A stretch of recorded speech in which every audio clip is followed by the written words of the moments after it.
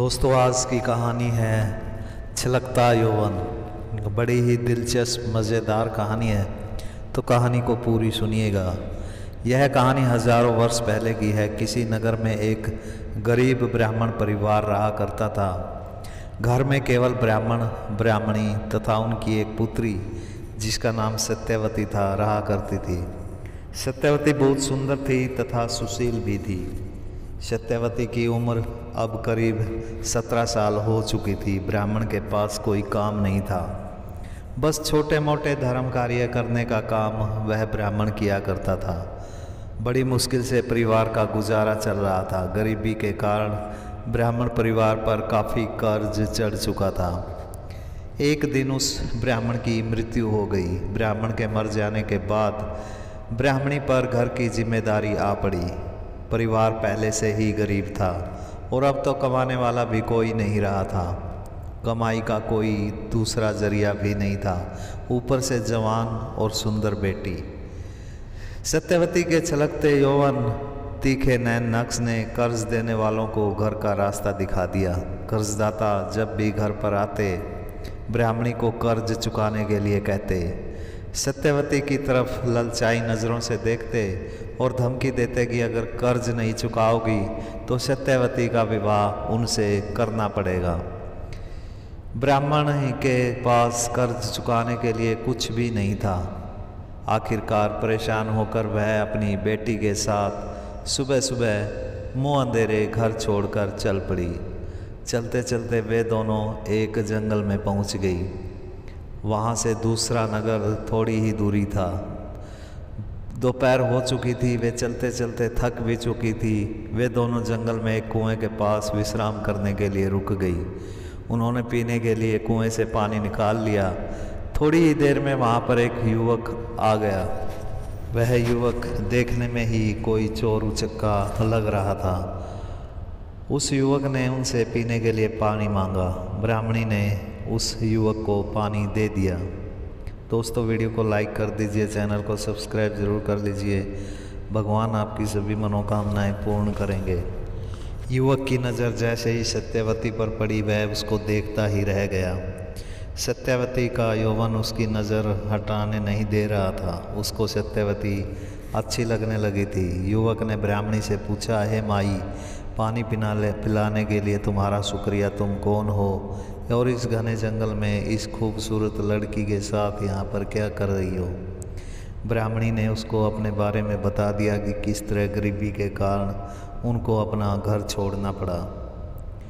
युवक ब्राह्मणी से बोला, माई, मैं एक चोर हूँ और नगर के सैनिकों से छिपता फिर रहा हूँ। तुम्हारी लड़की मुझे पसंद आ गई है। मैं तुम्हारी लड़की से विवाह करना चाहता हूँ। यह सुनकर ब्राह्मणी को बहुत क्रोध आ गया। वह उस चोर को गाली देने लगी। ब्राह्मणी ने चोर से कहा, तुम एक चोर हो। मेरा क्या दिमाग फिर गया है जो मैं अपनी बेटी का विवाह एक चोर से करूँगी। युवक ब्राह्मणी से बोला, देखो माई, मेरे पास बहुत सारा धन तथा सोना है। अगर तुम अपनी बेटी का विवाह मुझसे करती हो तो सारा धन तुम्हारा हो जाएगा। वैसे भी तुमने सारा जीवन गरीबी में ही बिताया है। विवाह तो तुम्हें कभी ना कभी अपनी लड़की का करना ही पड़ेगा और इसको कोई धनवान व्यक्ति तो मिलेगा नहीं। कभी ना कभी मैं पकड़ा ही जाऊंगा और मुझे फांसी हो जाएगी। मैं चाहता हूं कि मैं तुम्हारी बेटी से बच्चे पैदा करूं ताकि मेरी भी वंश बेल चलती रहे। मेरे बाद मेरा नाम लेने वाला कोई तो हो। मेरे मरने के बाद मेरा यह धन तुम सभी के काम आएगा। मेरे पास इतना धन है कि तुम्हारी कई पुश्तों को कमाने की आवश्यकता नहीं होगी और मुझे नहीं लगता कि मैं कुछ गलत कह रहा हूँ। सत्यवती की माँ कुछ सोच विचार करने लगी। उसको चोर की बात सही लगी। आखिरकार धन के लालच में वह अपनी बेटी का विवाह उस चोर से करवाने के लिए तैयार हो गई। 2-4 दिन के बाद एक मंदिर में सत्यवती का विवाह उस चोर से हो गया। चोर ने सत्यवती तथा उसकी माँ को लेकर किसी दूसरे नगर में चला गया और खुशी खुशी सत्यवती के साथ अपना जीवन जीने लगा। सत्यवती की माँ बार बार चोर से धन के बारे में पूछने लगी, लेकिन चोर हमेशा कहता रहा कि समय आने पर बता दूंगा।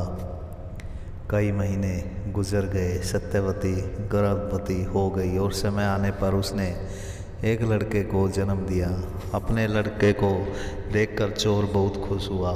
लड़के का नाम रुद्रदेव रखा गया। सत्यवती ने भी चोर को दिल से अपना मान लिया था। उसको अब धन का लालच नहीं रहा था। एक दिन जब चोर बाजार में गया हुआ था तो एक व्यक्ति ने चोर को पहचान लिया और चोर को एक सैनिक के हाथों पकड़वा दिया। सैनिक ने चोर को राजा के दरबार में पेश किया। चोर पर बहुत सारे चोरी के मुकदमे चला दिए गए और उसको फांसी की सज़ा सुनाई गई। चोर माफ़ी के लिए बहुत गिड़गिड़ाया, लेकिन किसी ने भी उसकी एक भी नहीं सुनी। उसकी फांसी का दिन मुकर्रर कर दिया गया।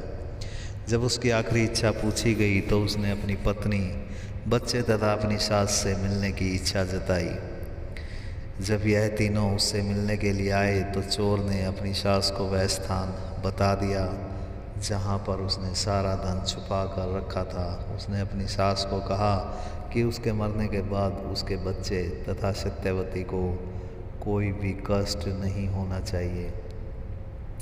निर्धारित दिन को चोर को फांसी दे दी गई। सत्यवती का रो रो कर बुरा हाल हो गया। कुछ दिन बाद सत्यवती की माँ सत्यवती को साथ लेकर उस स्थान पर चली गई जहाँ पर चोर ने धन छुपाया हुआ था। वह सारा का सारा धन निकाल कर घर ले आई। उन दोनों ने बच्चे के साथ उस नगर को छोड़ दिया तथा दूसरे नगर में एक नया घर खरीद कर रहने लगी। बच्चे की परवरिश भी सही ढंग से होने लगी। उनके पास काफ़ी धन आ चुका था, लेकिन सत्यवती का विधवापन देखकर उसकी माँ थोड़ा सा परेशान हो जाती थी। एक दिन सत्यवती अपनी माँ के साथ बाजार में खरीदारी करने के लिए आई हुई थी कि उनकी नज़र एक हट्टे कट्टे युवक पर पड़ी। सत्यवती को वह अच्छा लगा। सत्यवती उस पर मोहित हो गई। वह युवक भी सत्यवती की तरफ देखने लगा। यह सब सत्यवती की माँ देख रही थी। उसने कुछ सोच विचार करके उस युवक को घर पर आने के लिए कहा। 2-3 दिन बाद वह युवक सत्यवती के घर पर आ गया। वहाँ खाने पर उसको सत्यवती की माँ ने अपना सारा अतीत पूरे विस्तार के साथ बता दिया। युवक ने भी अपनी झूठी पहचान बता दी, जिस पर सत्यवती की माँ ने यकीन कर लिया। असल में वह युवक एक ठग था। सत्यवती तथा उसकी माँ के पहने हुए गहने देखकर उसने उनसे अपनी जान पहचान बढ़ाई थी। धीरे धीरे उस युवक का सत्यवती के घर पर आना जाना शुरू हो गया। अब तो वह रात को भी सत्यवती के घर पर ही रुकने लगा था। सत्यवती की माँ कोई ऐतराज़ नहीं करती थी। धीरे धीरे उस युवक ने सत्यवती का विश्वास जीत लिया और उससे संबंध बनाने लगा। पूरी रात वह सत्यवती के यौवन का लुत्फ उठाता। सत्यवती भी उस युवक के प्यार में पूरी तरह डूब चुकी थी। कई महीनों तक ऐसा ही चलता रहा। सत्यवती ने अब उस पर विवाह के लिए दबाव बनाना शुरू कर दिया था। वह ठग तो वहाँ पर धन के लिए आया था, ना कि विवाह करने के लिए। एक दिन जब सब सो रहे थे तो वह चोर सारा धन तथा सत्यवती तथा उसकी माँ के सारे आभूषण देखकर रफू चक्कर हो गया। सुबह उठने पर सत्यवती तथा उसकी माँ को वह युवक कहीं भी दिखाई नहीं दिया और साथ ही उनको अपने आभूषण तथा सारा धन गायब मिला। यह देखकर दोनों रोने लगी। सत्यवती की माँ को बड़ा गहरा सदमा लगा और उसकी मृत्यु हो गई। अब तो सत्यवती तथा उसके बच्चे रुद्रदेव पर मानो पहाड़ टूट पड़ा हो। बच्चे की उम्र अभी 2-3 साल ही थी। सत्यवती के पास से सारा धन चला गया था। अब उसके लिए गुजारा करना भी मुश्किल हो रहा था। उसने लोगों के घर में जाकर झाड़ू पोछा करना शुरू कर दिया। इससे उनकी 2 वक्त की रोटी का जुगाड़ हो गया। रहने के लिए घर तो उनके पास था ही। धीरे धीरे समय बीतने लगा। रुद्रदेव अब युवा होने लगा था। उसने भी अपनी माँ का ध्यान रखना शुरू कर दिया था। उसने भी थोड़ी बहुत मेहनत मजदूरी शुरू कर दी थी। वह जंगल से लकड़ियाँ काट कर लाता और उनको नगर में बेच देता था। इससे उसको 2 पैसे की आमदनी हो जाती, जिसको लाकर वह अपनी माँ को दे देता था। दोस्तों, वीडियो को लाइक कर दीजिए, चैनल को सब्सक्राइब ज़रूर कर लीजिए। लड़का अपने पिता चोर की तरह हट्टा कट्टा तथा बुद्धिमान था। एक दिन रुद्रदेव जंगल में लकड़ियाँ काटने गया हुआ था। जब वह लकड़ियाँ काट रहा था तो उसको ज़ोर ज़ोर से लोगों की आवाज़ सुनाई दी। उसने एक ऊंचे पेड़ पर चढ़कर देखा कि थोड़ी दूर पर एक युवक और कुछ सैनिकों को एक टाइगर ने घेर रखा है। रुद्रदेव को मामला समझते देर नहीं लगी। रुद्रदेव अपनी कुल्हाड़ी लेकर जल्दी ही वहाँ पर पहुँच गया। रुद्रदेव जब तक वहाँ पहुँचा, टाइगर कई सैनिकों को मार चुका था तथा उसने उस युवक को घायल कर दिया था। टाइगर भी सैनिकों की तलवार तथा तीरों से काफ़ी घायल हो चुका था, लेकिन उसने युवक को अभी भी अपने पंजों में दबा रखा था। रुद्रदेव ने अपनी कुल्हाड़ी से टाइगर पर वार किया। 2-3 वार से ही टाइगर मर गया। युवक पूरी तरह घायल हो चुका था।